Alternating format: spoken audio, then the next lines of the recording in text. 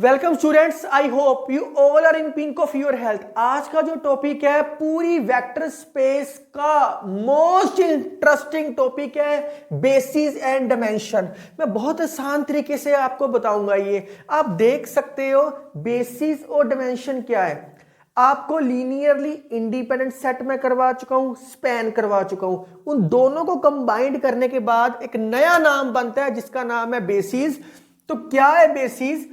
कोई vector space है, उसका कोई सबसेट है। कोई वेक्टर स्पेस है V, इसका कोई सबसेट है B। इस B को हम बेसिस कब कहेंगे? इस B को हम बेसिस कब कहेंगे? अभी तक मैं जितनी पुरानी कहानी थी वहां मैं सबसेट को S लिख के आया हूं। अगर आपने B की जगह S लिखना है S लिख सकते हो। सिर्फ मैं B इसलिए लिख रहा हूं क्योंकि बेसिस का मैंने B एक नाम से क्लियर हो जाए बेसिस, तो उसका मैंने B एक सबसेट ले लिया। ये कब बेसिस बनेगा? जब दो कंडीशंस को सेटिस्फाई करेगा। पहली कंडीशन कौन सी है? Linear independent set. Linear independent set आपको पता ही है कि जितने भी स्केलर्स हैं वो सारे के सारे जीरो होने चाहिए, तब वो हम बोलते हैं लीनियरली इंडिपेंडेंट सेट है। एग्जांपल्स में मैंने आपको डिटर्मिनेंट मेथड करवाया है। और दूसरी कंडीशन है B spans V। LB equal to V, आप LS लिख के आए थे, एक ही बात है। LS को S ऐसे भी लिखा था। ये मैंने आपको थ्योरम करवाई थी और मैंने कहा था बहुत ज्यादा इंपॉर्टेंट थ्योरम है। अब LS इक्वल टू V में, LS इक्वल टू V में अब S की जगह क्या आ गया? B। LB equal to V लिख लो या V इक्वल टू B इस स्पेस के अंदर लिख दो। इसका मतलब है स्पैन ही है, एक ही बात है। मैं रिपीट करवा रहा हूं डेफिनेशन क्या होती है स्पैन की। ये स्पैन क्या करता है? इन अदर वर्ड्स इसकी डेफिनेशन क्या लिखवाई थी? V का कोई एलिमेंट है, अगर वो और B के अंदर कोई एलिमेंट्स दे रखे हैं V1 V2 up to so on Vm, कोई B बेसिस के अंदर एलिमेंट्स दे रखे हैं। मैंने V में से कोई एलिमेंट लिया, अगर V का कोई एलिमेंट बेसिस के एलिमेंट्स के साथ लीनियर कॉम्बिनेशन बना दे is called span. LB equal to V, LB linear span. हम LS लिख के आए थे, अब यहां पे S की जगह B है, पर मतलब वही है लीनियर स्पैन। अब लीनियर बेसिस नहीं, लीनियर स्पैन ही बोलते हैं क्योंकि मैंने यहां सबसेट को B नाम दे दिया था बस। तो α1 V1 α2 V2 up to so on alpha n Vn। इसकी डेफिनेशन फिर रिपीट कर रहा हूं। लीनियर स्पैन की डेफिनेशन क्या होती है? V का कोई एलिमेंट अगर अपने सबसेट, V का कोई एलिमेंट अगर अपने सबसेट के एलिमेंट्स के साथ लीनियर कॉम्बिनेशन बना दे is called linear span. Linear span की डेफिनेशन है, या लिख लो कोई लिखना चाहता है इन अदर वर्ड्स तो वही लिखे मैंने। In other words every element of V is a linear combination of the elements of V। Linear span की डेफिनेशन लिखी है एक्चुअली में, डेफिनेशन ऑफ लीनियर स्पैन। अभी लीनियर स्पैन का नाम मैंने क्या यहां दिया है? LB। तो ये दो कंडीशनें सेटिस्फाई करनी है, ये भी मैंने सिखाया हुआ है, ये भी मैंने सिखाया हुआ है आपको पुरानी वीडियोस में, क्योंकि ये सारा का सारा आपस में इंटरलिंक है। तो इसको पुरानी वीडियो समझ आएगी तभी ये समझना बहुत आसान है। सिर्फ इतना सा काम है बेसिस में, और तो कुछ है ही नहीं बेसिस में। इसका छोटे छोटे रिमार्क है, आपको ये पता होना चाहिए। ये रिमार्क आपको पता होना चाहिए। तो रिमार्क बोलता है we can have more than one basis. V के अंदर बहुत सारी बेसिस हो सकती है, क्योंकि V के अंदर क्या होएगा? V1 V2 up to Son Vn, बहुत सारे एलिमेंट है। पहला एलिमेंट इसका लीनियर कॉम्बिनेशन बन जाए, सेकंड एलिमेंट फिर इसका लीनियर कॉम्बिनेशन बन जाए, ऐसे करते करते मोर देन वन बेसिस, बहुत सारी बेसिस हम बना सकते हैं। और पर एक खास चीज है, number of elements in every basis set are equal. इस लाइन का मतलब क्या है? ये मैं आपको थ्योरम करवाऊंगा, अभी मैं आपको थ्योरम करवाऊंगा। इसके बाद इस लाइन का मतलब क्या है? तो ये एक थ्योरम है, number of elements in every basis set are equal. इसका मतलब पता क्या है? V के अंदर पहला एलिमेंट लिया, उसके अंदर हमने बेसिस बनाई, मोर देन वन बेसिस बनाई, number of element in every basis set are equal. Suppose कर लो पहले बेसिस सेट में 1 2 3 4 5 एलिमेंट है, दूसरी बेसिस में 2 6 8 12 15 है। आप देखो इसके टोटल एलिमेंट्स कितने हैं, 5 ही है। इसके टोटल एलिमेंट्स कितने हैं, 5 ही है। एलिमेंट्स अलग हो सकते हैं लेकिन इनकी counting number of elements same रहते हैं हमेशा। ये आपको थ्योरम है, मैं जो अभी बता रहा हूं इसके बाद बताऊंगा मैं आपको। तो एक ये लाइन भी समझ आनी चाहिए, number of elements in every basis is called dimension, is called dimension. Number of element in every basis is called dimension and denoted by DIMV। DIMV लिखते हैं number of elements in every basis. जैसे इस basis के अंदर 5 element है तो इसकी dimension क्या हुई आपके पास, डायमेंशन ऑफ B1 क्या हुई 5। इस एलिमेंट के अंदर भी 5 है, बेसिस के अंदर भी, इसकी डायमेंशन क्या हुई आपके पास 5। Number of elements in every basis नाम से क्लियर है, इज कॉल्ड डायमेंशन। डायमेंशन का मतलब क्या हुआ, काउंटिंग करनी। तो हमने एक तरीके से काउंटिंग की है, जितने एलिमेंट्स है उसको काउंट किया बस। तो सिर्फ ये छोटी सी डेफिनेशन पता होनी चाहिए थी। ये तो आपको मैं थ्योरम करवा रहा हूं और डायमेंशन भी मैंने इसके बीच में बता दिया। डायमेंशन क्या होता है, एक लीनियर इंडिपेंडेंट सेट और एक स्पैन। अब एक चीज और इसके अंदर बार बार आती है, बार बार पूछते हैं, अगर आपको कहीं भी कोई फाइनाइट डिमेंशनल पूछ ले, फाइनाइट डिमेंशनल क्या होता है, फाइनाइट डिमेंशनल क्या होता है। फाइनाइट डिमेंशनल कब होएगा, अगर कोई वेक्टर स्पेस है V, अगर कोई वेक्टर स्पेस है V, इसका कोई सबसेट है।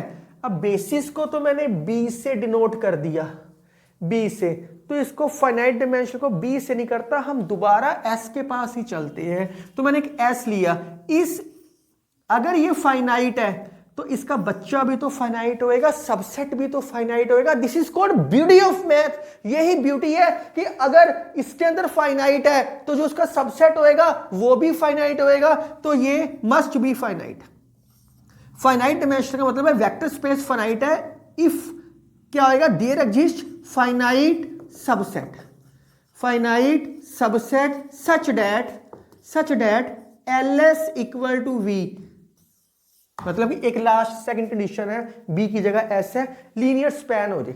लीनियर स्पैन कब बनेगा, जब वो लीनियर कॉम्बिनेशन बनाएगा।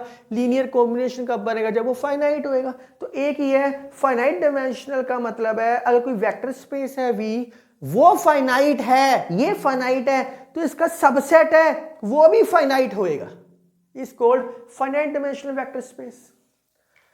तो आप बेसिस की डेफिनेशन राइट डाउन करो और ये थ्योरम है जो मैं आपको बताऊंगा।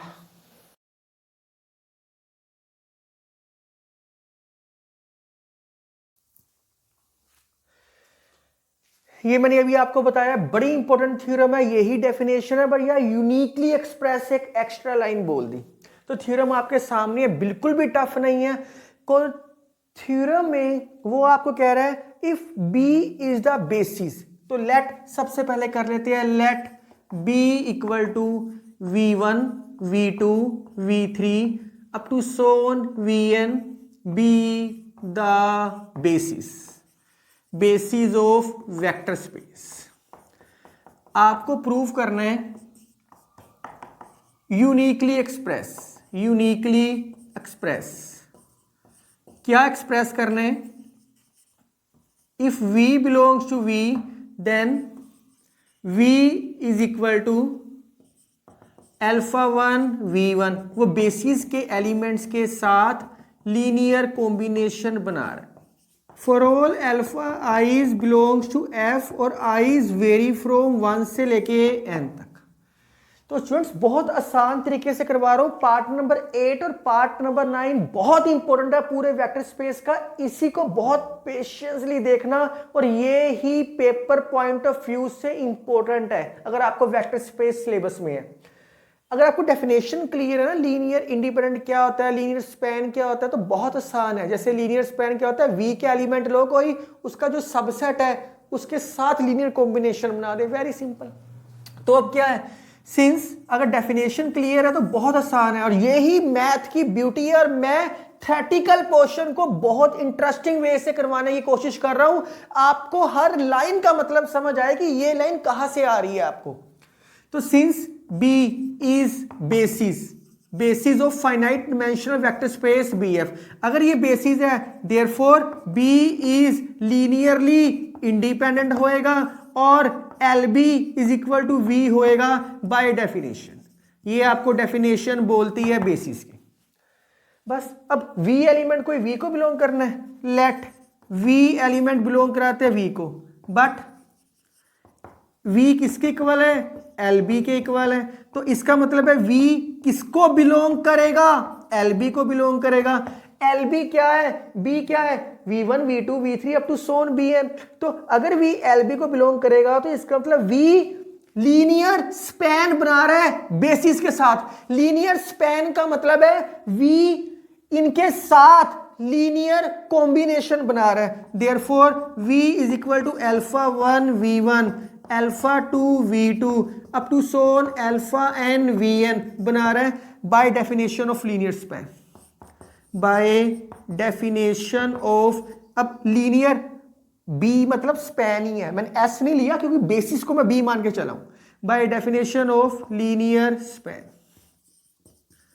लीनियर कॉम्बिनेशन बना दिया। वही बोलता है V का कोई एलिमेंट लो और वो B के अपने सबसेट के एलिमेंट के साथ, मैं रिपीट कर रहा हूं, इसका कोई एलिमेंट लिया V, वो B के एलिमेंट्स के साथ लीनियर कॉम्बिनेशन बना दे, is called linear span.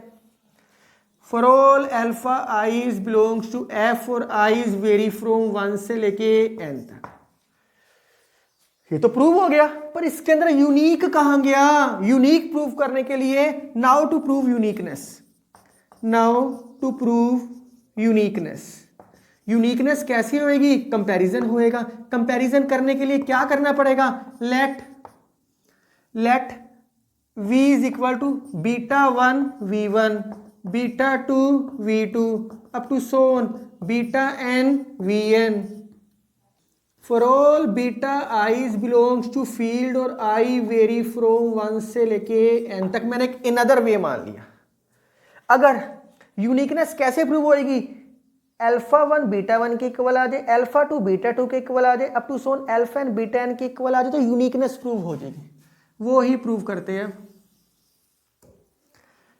Now V आपके पास क्या लेके चलो, beta 1 V1 beta 2 V2 up to so on beta n Vn। V आपके पास क्या गिवन है, V आपके पास ये सारा गिवन है। तो अल्फा 1, मेरी कोशिश है कि मैं जितने भी लाइंस लिखता हूं, जितने भी कॉन्सेप्ट है, सारे के सारे मैं आपको क्लियरली सिखाऊं। Beta 1 V1 beta 2 V2 beta n V1 compare कर लो, V2 कंपेयर कर लो, तो क्या आएगा, अल्फा 1 माइनस बीटा 1। वैसे मैं डायरेक्ट भी कंपेयर कर सकता हूं equating the values of V1 V2 and Vn, पर हम कंपेयर करते हैं, इसको इक्वल करते हैं। कंबाइंड कर लिया, beta 2 V2 up to so on alpha n minus beta n Vn equal to 0। But आपको गिवन है स्पैन, तो आपने यहां यूज कर लिया, तो ये वाला पार्ट भी तो यूज है। बट B क्या है, V1 से लेके Vn इज लीनियरली इंडिपेंडेंट। अगर ये लीनियर इंडिपेंडेंट है तो डेफिनेशन क्या बोलती है, जितने भी स्केलर्स होएंगे वो 0 के इक्वल होएंगे, जितने भी स्केलर्स होएंगे वो 0 के इक्वल होएंगे। इसलिए मैं डायरेक्ट नहीं कर सकता था, मेरे को इसको कंबाइंड करना पड़ा। तो क्या आ गया, alpha 1 equal to beta 1 alpha 2 equal to beta 2 alpha n equal to beta n। इसका मतलब मैंने एक अनदर रिप्रेजेंटेशन ली, let V equal to this be another representation.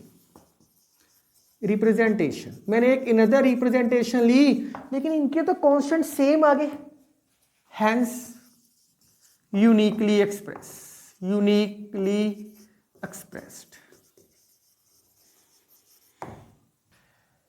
अब इसका कन्वर्स पार्ट देखते हैं। कन्वर्सली क्या हो सकता है, अब ये आपको गिवन होएगा, let V belongs to V, then there exist V is equal to alpha 1 V1 alpha 2 V2 up to so on alpha n Vn।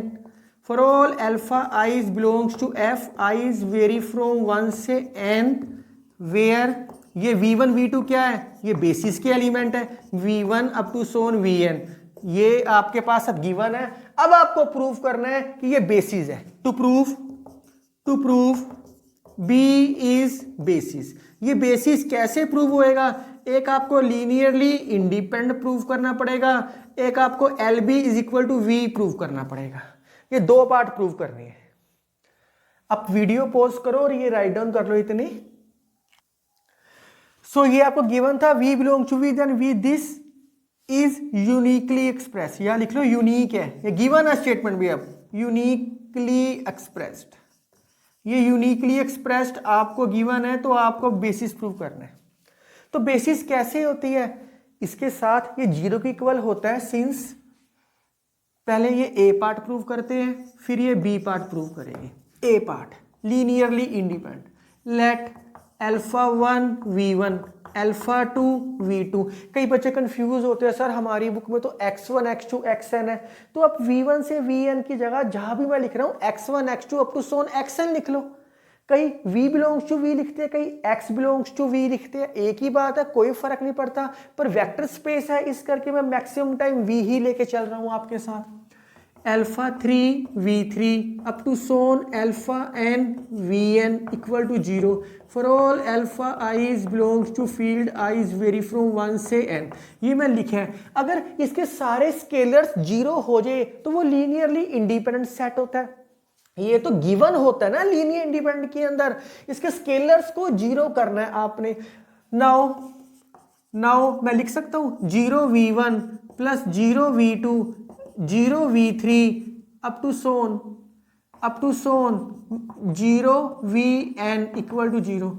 Number 1 number 2 क्यों लिख सकता हूं मैं इसको 0, बिकॉज गिवन है, रिप्रेजेंटेशन इज यूनिक। आपको गिवन है, मैं प्रूफ किया, कन्वर्स पार्ट में गिवन है, because representation is unique, representation is unique. अगर ये यूनिक है तो जीरो एलिमेंट्स तो वेक्टर स्पेस को बिलोंग करता है, तभी यूनिक है। अगर ये यूनिक है, अभी मैंने यूनिक प्रूफ किया कि अल्फा 1 एक नई लिया तो अल्फा 1 बीटा 1 के इक्वल आएगा, अल्फा 2 बीटा 2 के इक्वल आएगा। अगर ये यूनिक है तो कंपेयर करो फ्रॉम 1 एंड 2, फ्रॉम 1 एंड 2 तो क्या आएगा, अल्फा 1 0, अल्फा 2 0, अल्फा 3 0, ऐसे करते करते करते सारे के सारे स्केलर 0।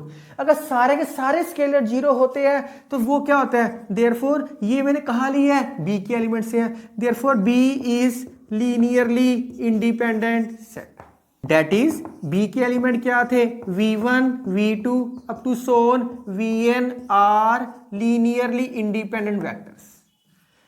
सेकेंड पार्ट प्रूव करना है अपने LB इक्वल टू V। ये तो प्रूव करने की जरूरत ही नहीं है, ऑटोमेटिकली हो जाएगा। To prove LB is equal to B, ये कैसे प्रूव होएगा, एक बारी LB को सबसेट करना पड़ेगा V के, एक बारी V को सबसेट करना पड़ेगा LB को। मैं बहुत बारी बता चुका हूं, अगर A is equal to B prove करना है तो A subset of B prove करो, B subset of A prove करो, ऑटोमेटिकली वो इक्वल आ जाएंगे। यही तो रिजल्ट आप सेट्स चैप्टर की +1 में करके आए हो। मेरी कोशिश है कि सारा का सारा मैथ मैं आपको इंटरलिंक करूं ताकि कोई भी कॉन्सेप्ट देखो बहुत आराम से हो जाए आपसे।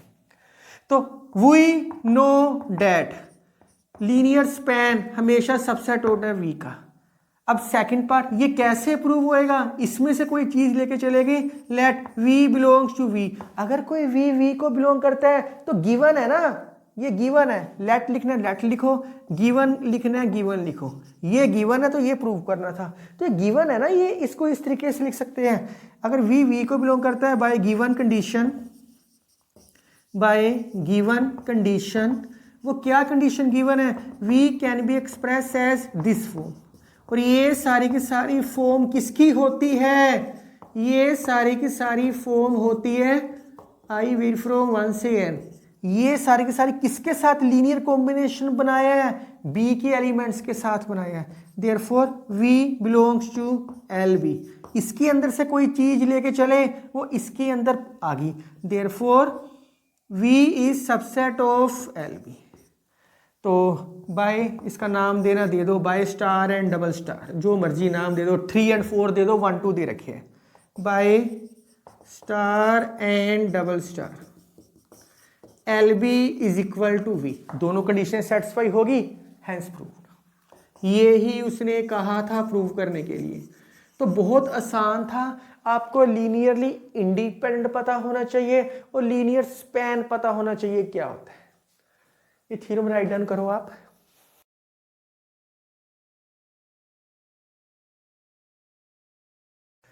थ्योरम आपके सामने है। थ्योरम में कह रहा है there exist a finite basis subset of finite generated vector space.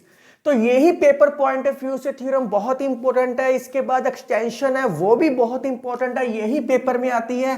Late VF be a finite dimensional vector space, finite dimensional vector space, या VF VA finite vector space. अगर ये फाइनाइट है, डेफिनेशन बोलती है फाइनाइट वेक्टर स्पेस की, there exist a basis, नाम दे दो कोई देना है, एस नाम दे दिया।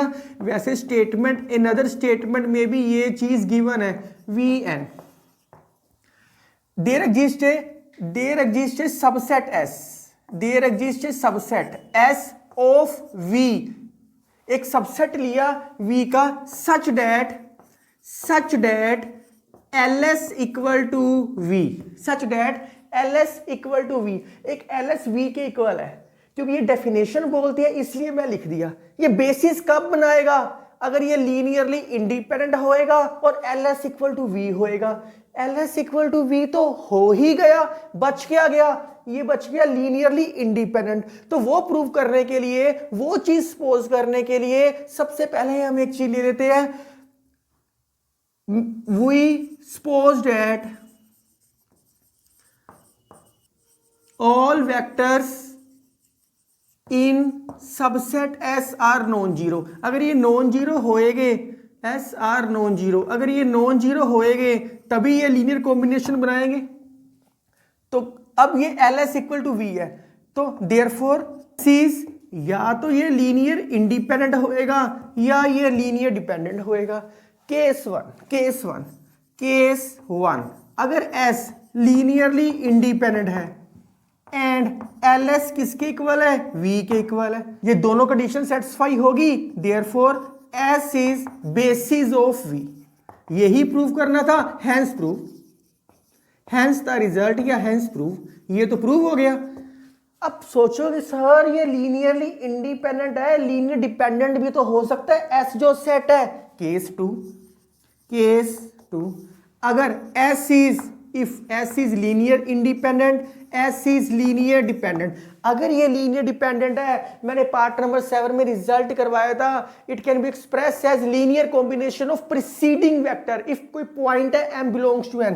तो मैं लिख सकता हूं देयरफॉर देयर एग्जिस्ट M और 2 लाइज बिटवीन M से लेके N such that VM belongs to S is a linear combination of the V1, V2 up to so on VM minus 1।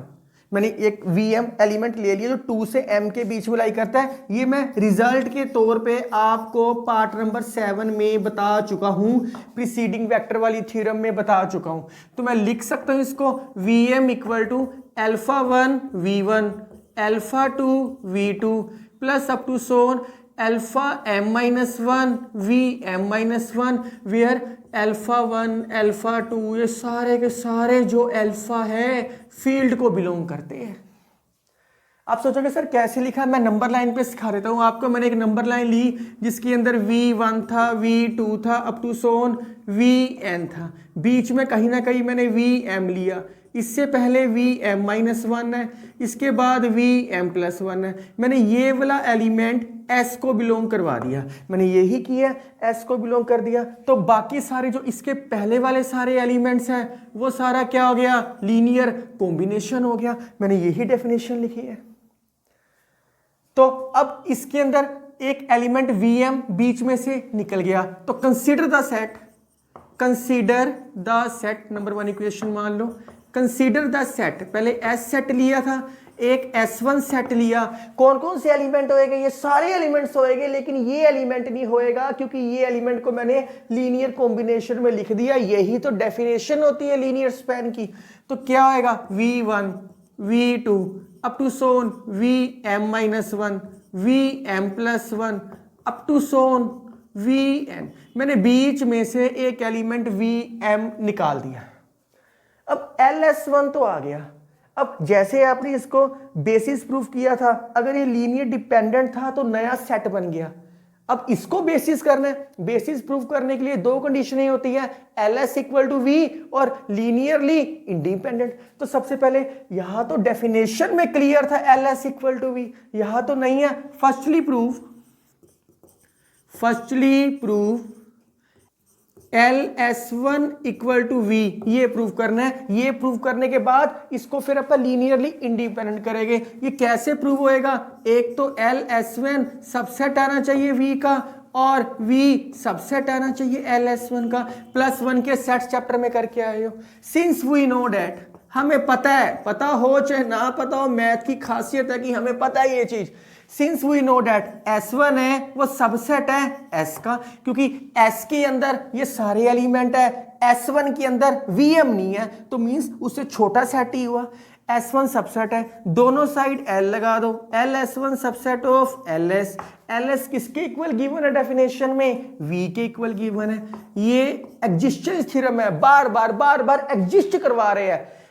Dependent होएगा फिर एग्जिस्ट करा लिया, अब ये फिर आएगा फिर एग्जिस्ट कराएंगे, एग्जिस्ट करा रहे हैं बार बार बेसिस के लिए। LS इक्वल टू V है, तो LS1 किसके इक्वल आ गया? सबसेट किसके हो गया? V के। सेकंड पार्ट प्रूव करना है। ये कैसे प्रूव होएगा? इसमें से कोई चीज लेके चले गए, अगर वो इसके अंदर आ जाए तो पार्ट प्रूव हो जाता है। सारी की सारी थ्योरम्स आप ऐसे कर रहे हो, तो मैं लेके चलता हूं now V belongs to V be any element. अगर V बिलोंग्स टू V है तो V किसके इक्वल होता है? एक्चुअली में LS के है, S के ये एलिमेंट है, तो V लिख सकता हूं। अल्फा तो मैं ऑलरेडी ले चुका हूं, β1 V1 β2 V2 up to Son βn Vn। ये क्या लिखोगे? β1 से लेके βn तक ये फील्ड को बिलोंग कर रहा है। V belongs to V be any element, therefore लिख लो, therefore linear combination of elements of V, क्योंकि हमें गिवन है स्टेटमेंट में LS इक्वल टू V। तो V के अंदर कितने एलिमेंट है? Linear combination V1 V2 up to Son Vn है। मैंने लीनियर कॉम्बिनेशन बना दिया। हमें वैल्यू किसकी गिवन है? हमें वैल्यू गिवन है Vm की, तो बीच में ब्रेक करो इसको। मैं लिख सकता हूं β1 V1 β2 V2, बीच में कहीं ना कहीं कोई ना कोई तो वेट कर रहा है। वो कौन सा एलिमेंट वेट कर रहा है? M वेट कर रहा है, झूल रहा है, इसके बीच में झूलने दो। हमें क्या है, जिसको जैसे पसंद हो हमने वैसे ही करना है। βn Vn, मैथ को बहुत कूल माइंड से करना होता है। तो मैं रिपीट कर रहा हूं, ये डेफिनेशन लगाई, सबसेट लिया, ये LS V है, लीनियरली इंडिपेंडेंट है, रिजल्ट प्रूव हो गया। लीनियरली डिपेंडेंट है, प्रीसीडिंग वेक्टर का लीनियर कॉम्बिनेशन बना दिया। जब लीनियर कॉम्बिनेशन बना दिया, जो चीज को हमने यूज कर लिया वो चीज तो बीच में से निकल गई ना, तो बाकी सारे एलिमेंट्स का सेट बना दिया। अब इसको बेसिस प्रूव करना है। बेसिस प्रूव करने के लिए क्या करेंगे? LS1 इक्वल टू V करेंगे और लीनियरली इंडिपेंडेंट करेंगे। तो LS1 इक्वल टू V किया, ये सबसेट प्रूव हो गया। इसके अंदर मैंने लीनियर कॉम्बिनेशन लिखा, तो अब मैं यहां Vm की वैल्यू पुट करने लगा हूं यहां मैं। तो आप इतना राइट डाउन इजीली कर सकते हो, वीडियो पॉज करके राइट डाउन कर लो आप। सो linear combination of the element of S, क्योंकि LS तो V के इक्वल ही है ना, S से लिए V के अंदर तो Vn एलिमेंट्स ही है, तो क्या हो गया? V is equal to, therefore V is equal to β1 V1 β2 V2 up to so on βm-1 Vm-1 βm Vm क्या आएगा? α1 V1 α2 V2। एक बारी थ्योरम आप अगर अपने हाथ से कर लोगे तो आपको इजीली समझ आ जाएगी, अलग से कुछ भी करने की जरूरत नहीं पड़ेगी आपको। एक बारी वीडियो देखो आप और इजीली सोल्व कर सकते हो बाय वन। इक्वेशन नंबर 1 नाम दिया बाय वन। तो बस अब तो खत्म हो गया। मुझे लगता है कि अब V1 वाली चीजें कंबाइन कर लेते हैं हम। Beta 1 alpha 1 beta m V1, beta 2 alpha 2 beta m V2। ऐसे करते करते करते गड्डी चल रही है। Alpha m-1 beta m Vm-1। हमें क्या है, कांस्टेंट तो जो मर्जी आ सकते हैं, ये तो सारे सेम ही रहेंगे, इसमें तो कोई फर्क ही नहीं पड़ा। जब फर्क ही नहीं पड़ा तो हम क्यों इसको अलग से कहानी में करें। तो ये अल्फा 1 की जगह बड़ा सारा कांस्टेंट है, अल्फा 2 की जगह बड़ा सारा कांस्टेंट है, फील्ड को ही बिलोंग करते हैं, हमें इसमें क्या मतलब है। तो मैं लिख सकता हूं V is a linear combination of the elements of S1। तो क्योंकि इसमें m वाली चीज तो है ही नहीं, तो ये लीनियर कॉम्बिनेशन है। That is V is linear combination of कौन कौन से एलिमेंट है, V1 V2 Vm-1 Vm+1 up to Son Vn। ये सारा का सारा लीनियर कॉम्बिनेशन है। इसका मतलब V किसको बिलोंग कर गया, LS1 को बिलोंग कर गया। इसमें से लेके चले थे V में से और किसके अंदर चला गया, LS1 के इक्वल चला गया। देयरफॉर मैं लिख सकता हूं V is subset of LS1। Number 2 equation दे दो, नंबर 3 इक्वेशन दे दो। From 2 and 3 LS1 equal to V। ये तो प्रूव हो गया, पर हमें तो ये बेसिस बनाना है। बेसिस बनाने के लिए एक कंडीशन प्रूव हुई है, दूसरी कंडीशन अभी पेंडिंग है। तो इसका मतलब है देयरफॉर S1 या तो लीनियरली इंडिपेंडेंट होएगा या लीनियरली डिपेंडेंट होएगा। केस 1। फिर केस आगे, if S1 is linearly independent and LS1 किसके बराबर आया है, V के बराबर आया है हमारे पास।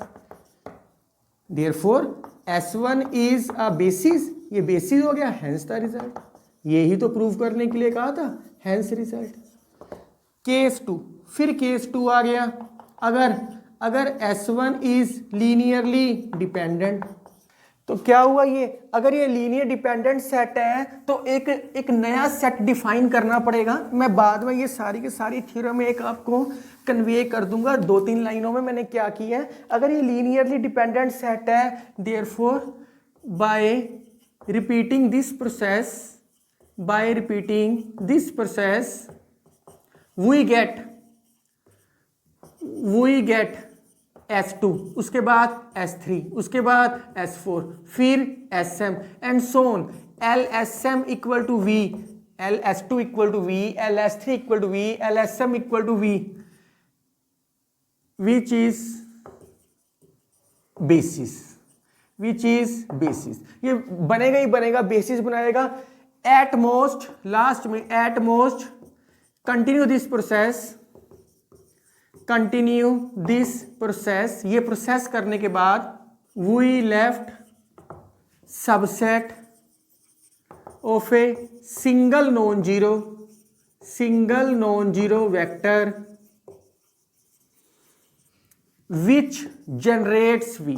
मैं बता रहा हूं मैं क्या लिख रहा हूं, which generates V and we know that single non zero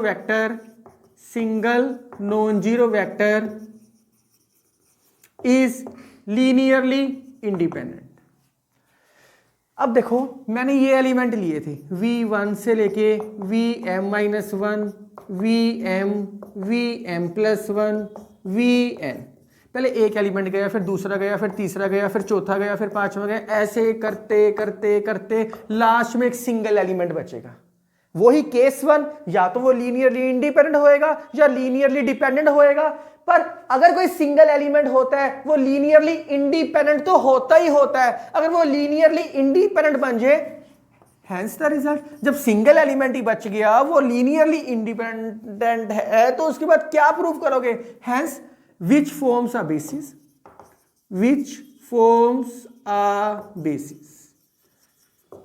hence proved। तो मैं रिपीट कर रहा हूं, मैंने पहले एक सेट लिया, सारी कहानी में पहले एक सेट लिया।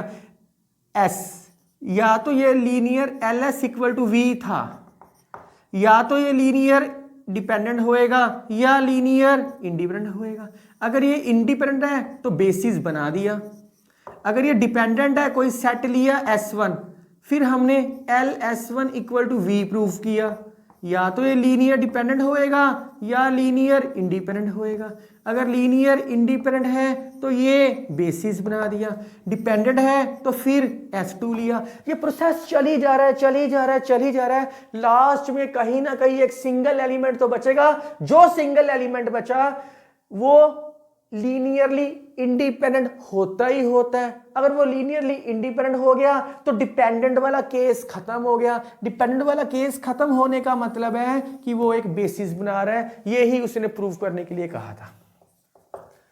तो ये थ्योरम एक दो बारी आप लिख के देखोगे, जरूर समझ आएगी। पार्ट नंबर 8 और पार्ट नंबर 9 बहुत इंपॉर्टेंट है, तो आप मेरे साथ बने रहो, कहीं जाने की जरूरत नहीं है। अगर आपको मेरी वीडियो पसंद आ रही है तो kindly like, share and subscribe my channel.